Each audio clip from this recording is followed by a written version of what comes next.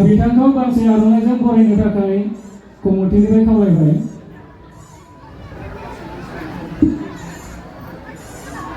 आखाइ खबनाय बयबो 5,000 रां सलसलि गामिया मोननो हादों। सलसलि गामिनि दिरुं बोनाय जोबोद बोलो गोरा बिथांमोना।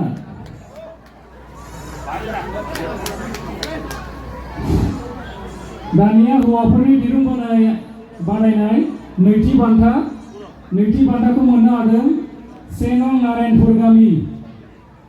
बिथांमोनखौ नैबे जौसाङाव फैनो थाखाय खावलायहरबाय। हौवाफोरनि दिरुं बोनाय बादायनाय आयदा बे नैथि बान्थाखौ बावदों mister Sachindra Rabha, vice president Nalbari गाव पन्चायत। बिथांखौ गांसे आर'नाइजों बरायना लाग्रोनो थाखाय गुरैयै खावलायहरबाय।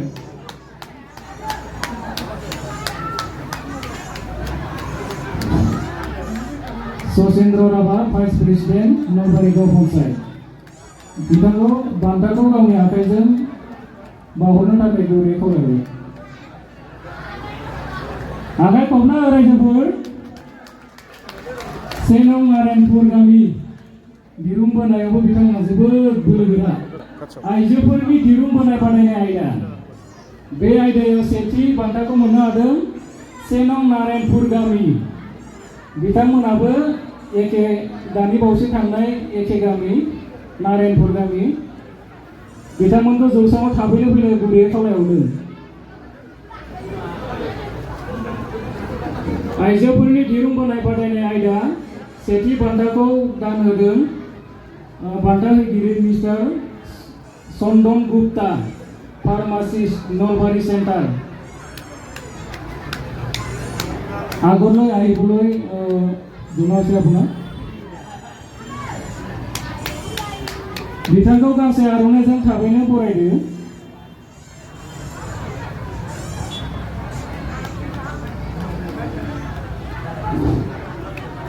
दे बान्था मोनग्राफ्रा फैदो। बिथाङा गावनि आखाइजों बान्थाखौ बावहरबाय। बयबो आखाइ खबना हो। धन्यबाद थाकिल। बेयावनो दङ नैथि बान्था। नैथि बान्थाखौ मोननो हादों 1 नं नारायणपुर गामि। बिथांमोना सेथिखौबो मोननो हादों आरो नैथिखौबो मोननो हादों नारायणपुर गामियानो। बिथांमोनखौ थाबैनो जौसाङाव फैनो खावलायहरबाय। नैथि बान्थाखौ बावदों mister Sanaram Swargiary, pharmacist Nalbari centre. Mister Sanaram स्वर्गियारिया फैनो हायाखै। बिनिनो फिसाला हास्थाय स्वर्गियारि, बिथांनि आखाइजों दान बान्थाखौ बावनाय जागोन। गांसे आर'नाइजों बिथांखौ बरायना लाग्रोनो खावलायबाय।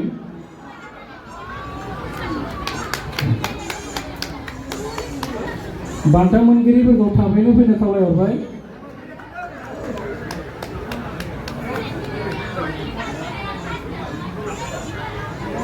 गोजोननाय थाबाय। थालिर बिफां गाखोनाय बादायनाय। दायो थालिर बिफां गाखोनाय बादायनाय बान्था मोनगिरि सम्राट नार्जारि, गामि 1 नं नारायणपुर। बे दान बान्थाखौ बावदों मिस्टार। गोजोननाय थाबाय। कृष्णा गयारि, गामि 3 नं मानिकपुर। बिथांखौ जौसाङाव थाबैनो फैनो थाखाय गुरैयै खावलायहरबाय। बे बान्थाखौ बावदों mister Sanjay GM fitness, SB film production, Jayrampur, Kalbari. बान्था मोनगिरि बिथांखौ जौसाङाव फैनो खावलायहरबाय। दै बोरि गेलेनाय। आखाइ खबनाय रायजोफोर।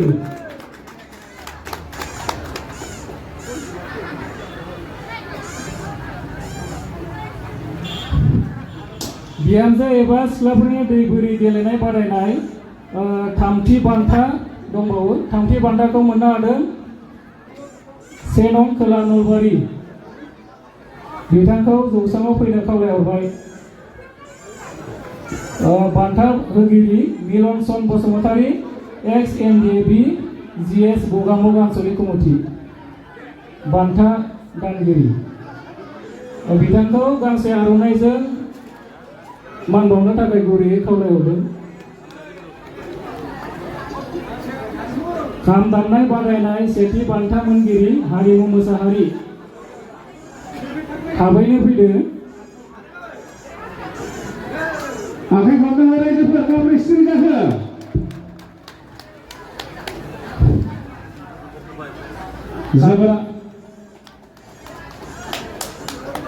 खाम दामनाय बादायनाय बिथांखौ नैबे सिगाङाव फैनो खावलायबाय। गांसे आर'नाइजों बिथांखौ मान बावनो गुरैयै खावलायहरदों। एक्टर बिथाङा जोंनि निमन हालामनि सासे जाखांफुनाय एक्टर।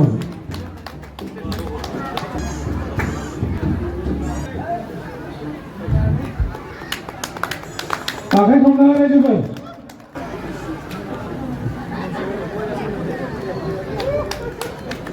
सिफुं सुनाय आयदायाव सेथि बान्था मोनगिरि फंबाया। सिफुं सुनाय बादायनाय आयदा नैथि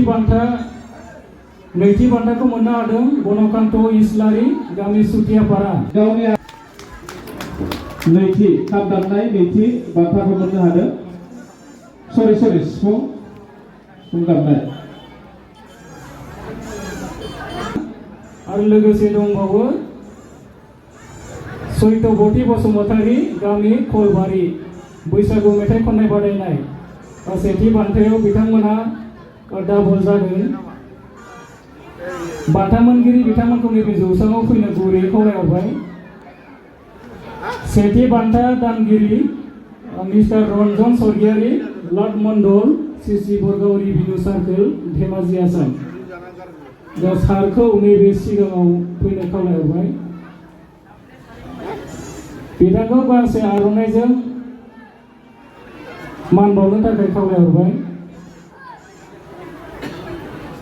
सेथि बान्था बैसागु मेथाइ खननाय बादायनाय नोगोद 2000 रां बिथाङा दान बान्था बावदों।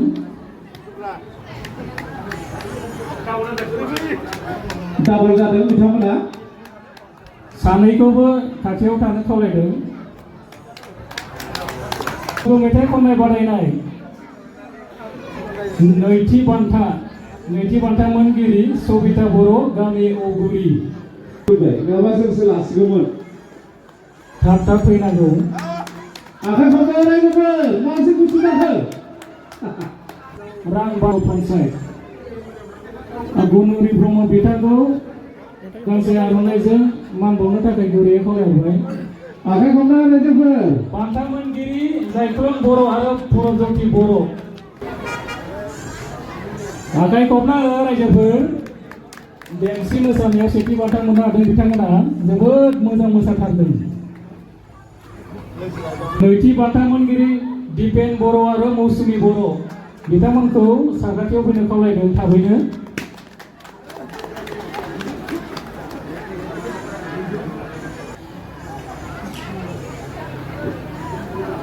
आखाइ खबना रायजोफोर बिथांमोनाबो जोबोद मोजां मोजां गिबियावनो मान बावनो थाखाय खावलायबाय। बिथाङा आखाइ खबनाय रायजोफोर बान्था होगिरियाबो सलसलि गामिनि आरो मोसानानै मोनग्रायाबो सलसलि गामिनि। होग्रायाबो सलसलि लाग्रायाबो सलसलि। खनसे आखाइ खबना हो आरो लाग्रायाबो बिथांनिनो बिसि। जोबोद जबरदस्त जाबाय। बाबरे बाब। बिहामजो एबा बोराय बुरै हानजा मोसानाय नैथि बान्थाखौ मोननो हादों धर्मजान गामिनि बिहामजो हानजा। बान्था लांनायाव गासैबो फैजोबनांगौ।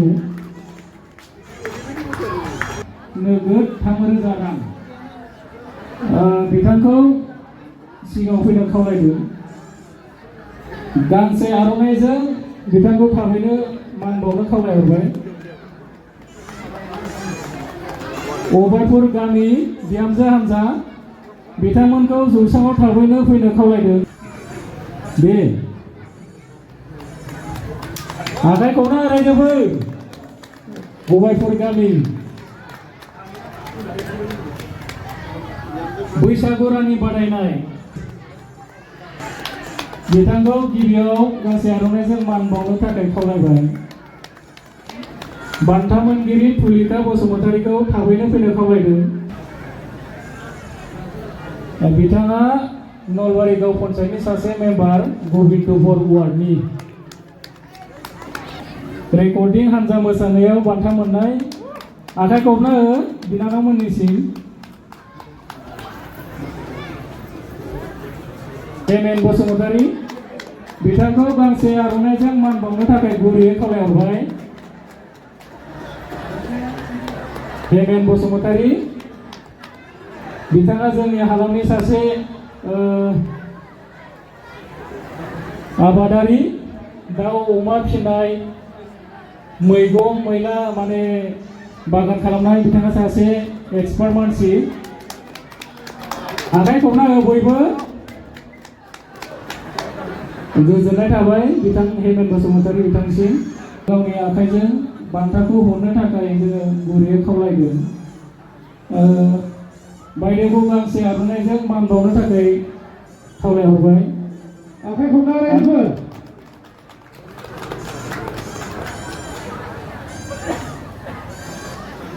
सिगाङाव थांदो। आखाइ खबना रायजोफोर खनसे।